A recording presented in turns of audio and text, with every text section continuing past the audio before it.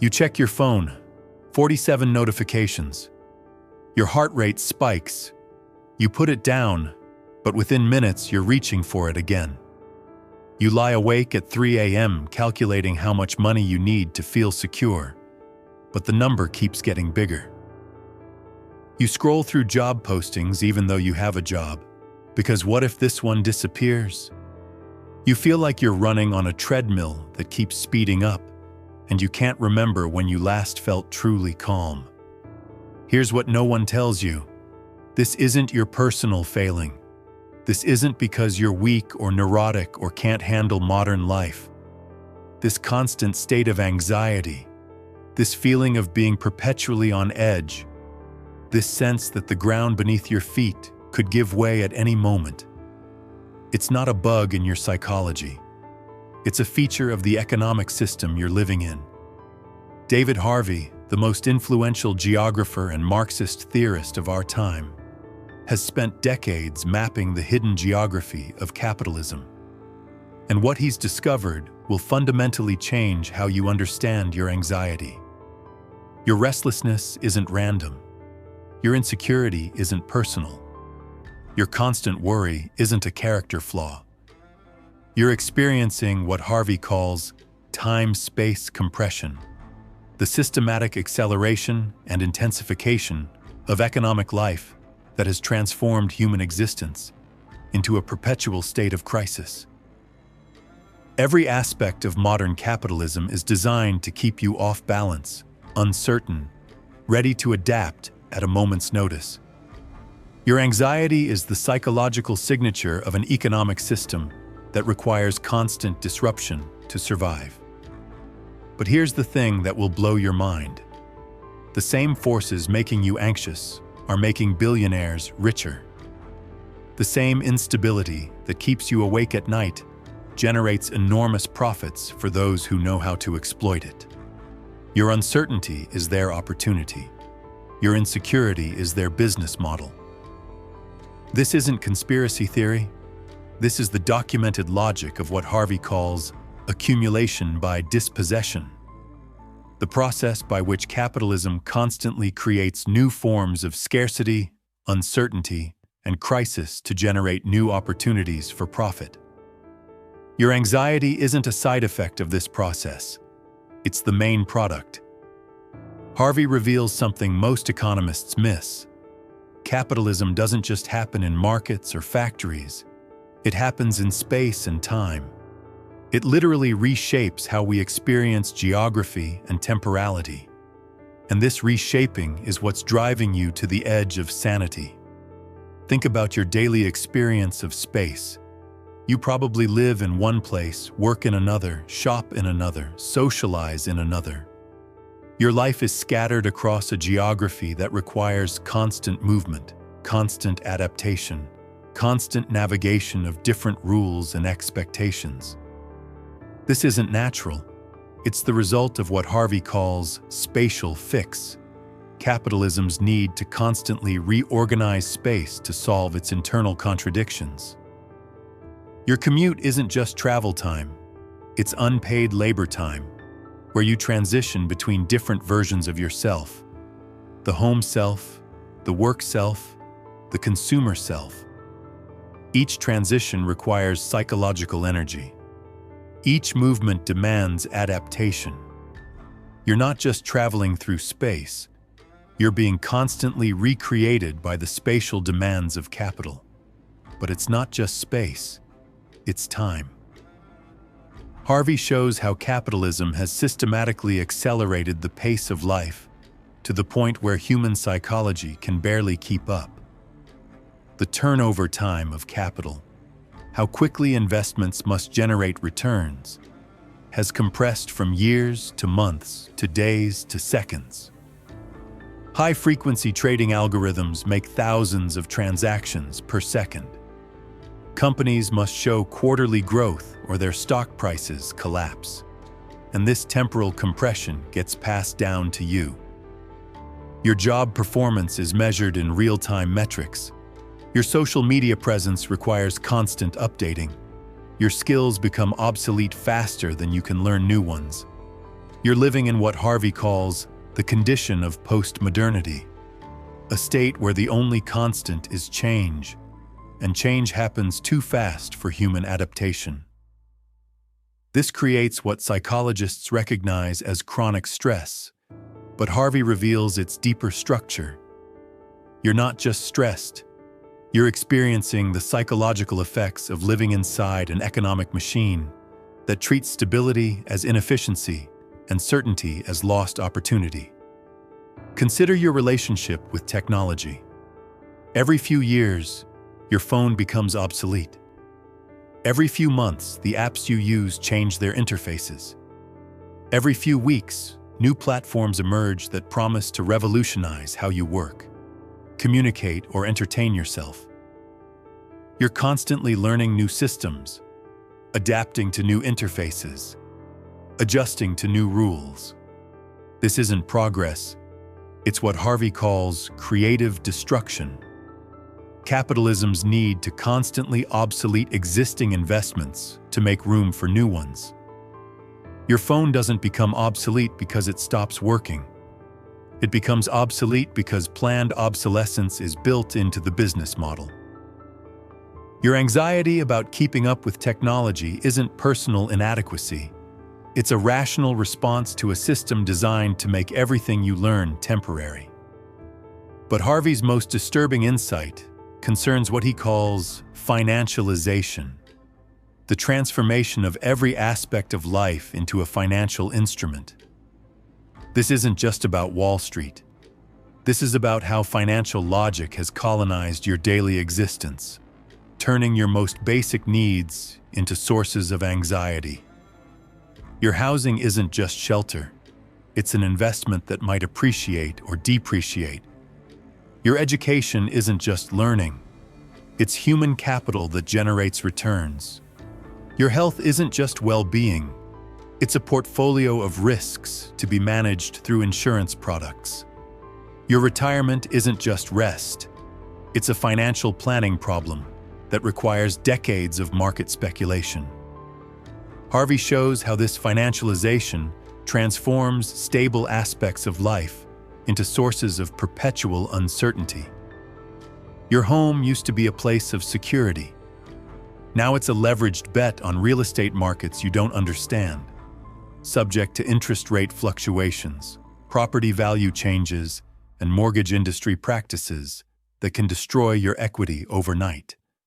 Your job used to provide predictable income. Now it's human capital investment subject to market volatility, technological disruption, and global competition.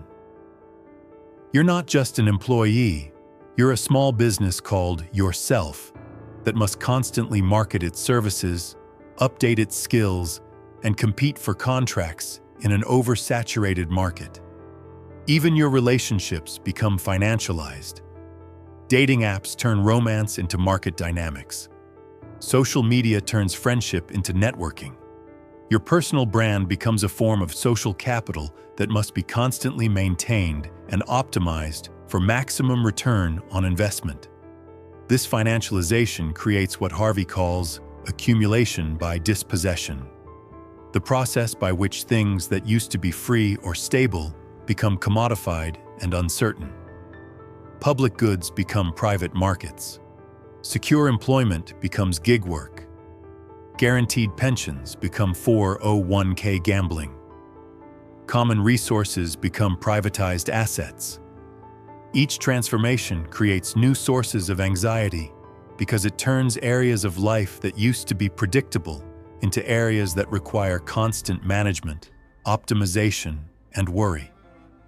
You're not just living your life, you're managing a portfolio of risks and investments that happens to include your actual existence. Harvey's geographical analysis reveals something crucial about modern anxiety. It's not just individual, it's spatial. The way capitalism organizes space is designed to isolate you, fragment your experiences, and prevent the kind of collective solidarity that might challenge the system. Consider suburbanization. Harvey shows how post-war suburban development wasn't just about providing housing. It was about spatially organizing society to maximize consumption and minimize collective action. Suburbs isolate families in individual units, require car ownership, separate residential from commercial areas, and make public transportation inefficient. This spatial organization creates what Harvey calls spatial barriers to collective action. When you're isolated in your suburban home, commuting alone to work, shopping in anonymous big-box stores, your problems feel individual rather than collective. You don't naturally encounter the people who share your economic conditions. Your anxiety feels like a personal problem rather than a shared condition. The shopping mall exemplifies this spatial politics.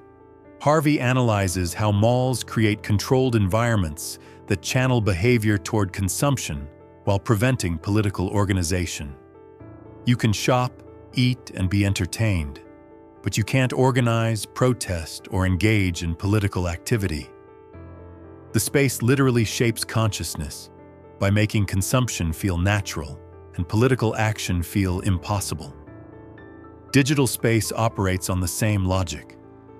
Social media platforms create the illusion of connection while actually fragmenting collective action. You see curated versions of other people's lives that make you feel inadequate. You engage with content that generates ad revenue rather than social solidarity. You express political opinions in ways that get harvested as data rather than organized into effective action.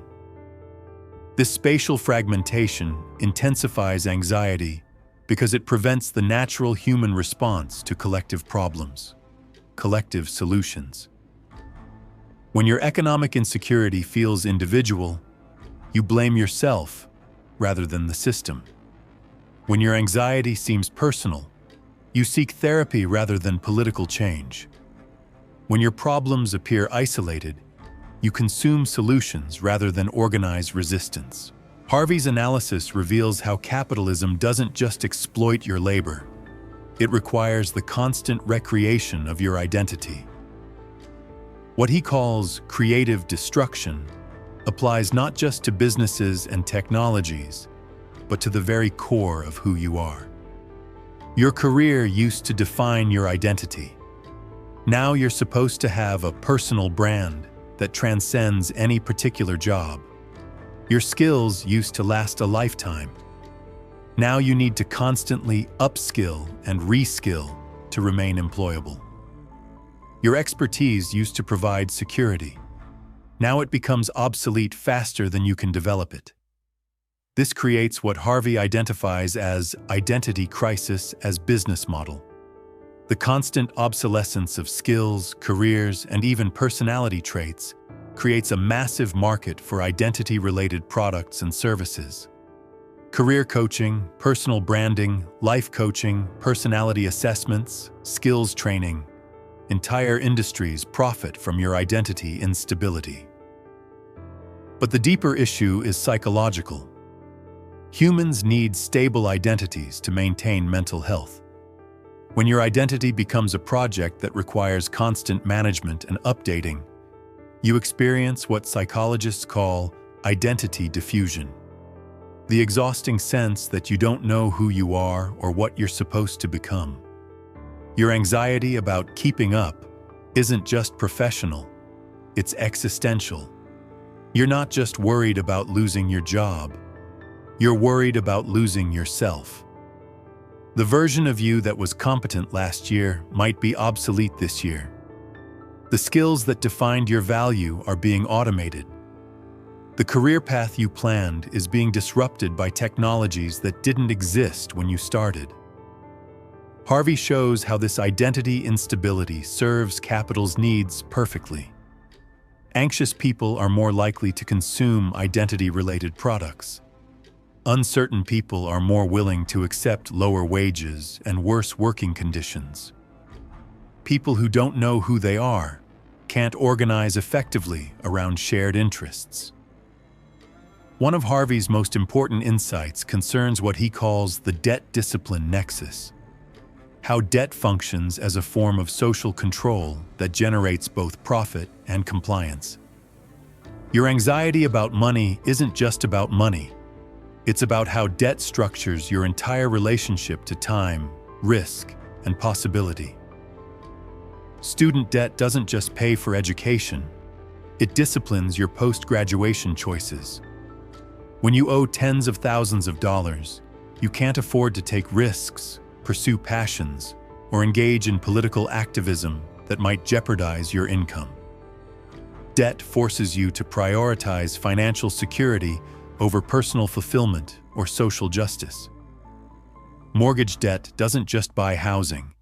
It locks you into decades of disciplined behavior. When you have a 30-year mortgage, you can't easily relocate for better opportunities, take time off for personal growth, or reduce your income to pursue meaningful work. Debt turns you into a reliable, predictable source of labor and consumption.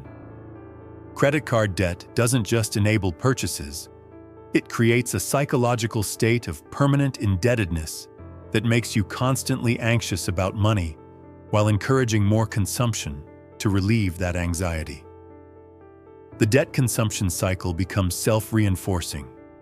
You consume to feel better about your debt, which creates more debt, which creates more anxiety.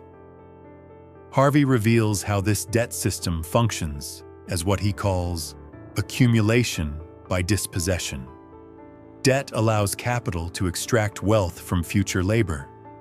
Instead of paying you enough to buy things outright, the system pays you less and loans you money to make up the difference.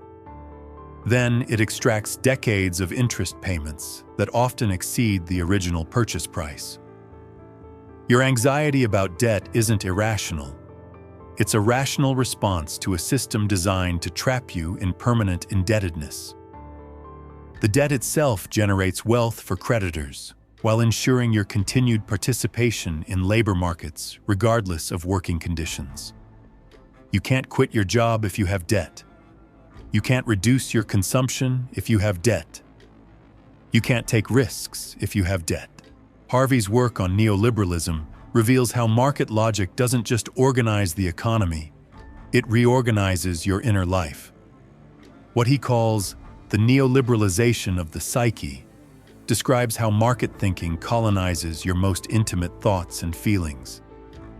You start thinking of yourself as human capital that needs constant investment and optimization. Your relationships become networking opportunities. Your hobbies become side hustles. Your personal growth becomes professional development. Your social interactions become personal branding opportunities. This neoliberalization creates what Harvey calls entrepreneurial anxiety. The exhausting sense that every aspect of your life should be optimized for maximum efficiency and return on investment. You can't just enjoy a meal. You should Instagram it for social capital. You can't just read a book. You should network with other readers. You can't just exercise. You should track your metrics and optimize your performance. The result is what psychologists recognize as chronic anxiety, but Harvey reveals its systemic origins. You're not anxious because you're neurotic. You're anxious because you've internalized an economic logic that treats rest as waste, spontaneity as inefficiency, and contentment as lost opportunity. Even your leisure becomes work. Your vacation requires research, planning, budgeting, and optimization. Your entertainment choices become identity statements that require curation and management. Your relaxation becomes self-care that must be scheduled, tracked, and optimized for maximum stress reduction. This transformation of leisure into work eliminates what Harvey calls temporal refuge, spaces of time that exist outside market logic. When every moment becomes an opportunity for optimization, you never escape the anxiety of performance. When every activity becomes a form of investment, you never experience the peace of simply being. Harvey's analysis of globalization reveals how your local anxiety connects to global economic processes. Your job insecurity isn't just about your company. It's about global supply chains, international competition, and what Harvey calls spatial arbitrage, capital's ability to move instantly to wherever labor is cheapest. Your employer doesn't just compete with local businesses. It competes with companies that might be using child labor in countries with no environmental regulations. Your wages don't just reflect your productivity. They reflect global wage competition that includes billions of workers willing to work for dollars per day. This global competition creates what Harvey calls the race to the bottom, a systematic degradation of working conditions as capital moves to wherever exploitation is most profitable. Your anxiety about your job being outsourced isn't paranoia. It's accurate perception of global economic dynamics designed to maximize corporate flexibility and minimize worker security. But globalization doesn't just affect manufacturing jobs. Digital technology enables the globalization of services, creating international competition for everything from customer service to software development to academic research. Your skills don't just compete with local talent. They compete with global talent pools that include highly educated workers in countries with much lower costs of living. Harvey shows how this global competition fragments worker solidarity by forcing workers in different countries to compete against each other, rather than organize together against capital. Your anxiety about immigration isn't necessarily racism. It might be rational concern about wage competition in a system designed to pit workers against each other. One of Harvey's most prescient insights concerns what we might call environmental anxiety, the psychological effects of living in an economic system that requires infinite growth on a finite planet. Your anxiety about the future isn't just personal, it's species-level intuition about ecological collapse. Harvey reveals how capitalism's growth imperative creates what he calls metabolic rift, the systematic disruption of natural cycles that sustain life on Earth. Climate change, biodiversity loss, pollution, and resource depletion aren't accidental side effects of economic growth. They're inevitable consequences of a system that treats nature as free input and waste absorption. Your anxiety about climate change isn't just environmental concern. It's rational fear about the collapse of the conditions that make human civilization possible. Your worry about food security isn't just personal health concern. It's accurate perception of agricultural systems undermined by climate disruption and corporate consolidation. But the system responds to environmental crisis by creating new markets rather than changing production patterns. Carbon trading turns pollution into financial instruments. Green technology becomes another investment opportunity. Environmental concern gets channeled into consumer choices rather than systematic change. This creates what Harvey calls environmental anxiety as market opportunity. Your worry about climate change becomes demand for electric cars, solar panels, and organic food, all of which can be profitable without fundamentally challenging the growth imperative that creates environmental problems. Your eco-anxiety becomes chronic because the solutions offered don't match the scale of the problems identified. You're told to change your light bulbs while corporations continue destroying ecosystems. You're encouraged to recycle while planned obsolescence forces constant replacement of functional goods. You're advised to eat less meat while industrial agriculture continues devastating. Harvey's analysis might seem overwhelming, but it contains the seeds of liberation. Once you understand that your anxiety has systemic rather than personal origins, you can begin to address it systematically rather than individually. The first step is what Harvey calls cognitive mapping, developing the mental tools to understand how local experiences connect to global processes. Your job insecurity connects to global supply chains. Your housing costs connect to international investment flows. Your social isolation connects to spatial patterns designed to maximize consumption and minimize solidarity. This cognitive mapping doesn't eliminate anxiety, but it transforms it from personal inadequacy into political awareness. Instead of asking, "Why can't I adapt to this system?" you begin asking, "Why does this system require such difficult adaptation?" Instead of seeking individual solutions to collective problems, you begin seeking collective solutions to systematic contradictions. Harvey advocates for what he calls spatial politics, organizing strategies that take seriously how capitalism organizes space and time. This might mean fighting for public transportation that enables collective rather than individual mobility. It might mean creating community spaces that prioritize social solidarity over commercial activity. It might mean developing local economies that provide alternatives to global supply chains. But perhaps most importantly, Harvey's work suggests that your anxiety contains valuable information about contradictions in the system. Your stress about work-life balance reveals capitalism's tendency to colonize all aspects of life. Your worry about debt reveals how financialization transfers wealth from workers to creditors. Your concern about environmental destruction reveals growth imperatives that threaten planetary survival. Your anxiety isn't a personal failing to be medicated away. It's social intelligence about systemic problems that require collective solutions. The question isn't how to eliminate your anxiety. It's how to channel it into effective action for systematic change. Harvey leaves us with a choice. We can continue treating anxiety as an individual problem that requires individual solutions, or we can recognize it as a collective symptom of systematic contradictions that require collective action. We can keep consuming products to manage the psychological effects of capitalism, or we can organize to change the capitalist patterns that create those effects.